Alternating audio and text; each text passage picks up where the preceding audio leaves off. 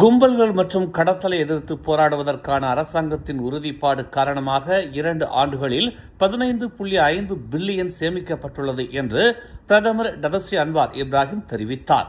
கும்பல்கள் மற்றும் கடத்தல் நடவடிக்கைகள் பல ஆண்டு காலமாக நீடிக்கின்றன. ஆனால் இந்த பிரச்சனையை தீர்க்க அரசியல் விருப்பம் இல்லாததால் இதற்கு முன்னர் கட்டுப்படுத்தப்படாமல் விடப்பட்டன என்று அன்வார் சுட்டிக்காட்டினார்.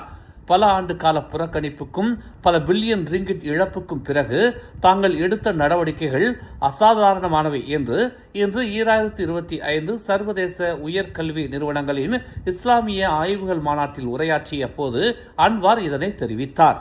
மேலும் செய்திகளை தெரிந்து கொள்ள தமிழ் மலர் இணையதளம், தமிழ் மலர் செயலி மற்றும் மலர் டிவி யூடியூப் சேனலை வலம் வாருங்கள். எங்களோடு இணைந்திருக்க மலர் டிவியை பதிவு செய்து கொள்ளுங்கள். உறவுகள் மகிழ்ந்திட விருப்பம் மற்றும் பகிர்வு சேவையை சொடுக்கிடுங்கள்.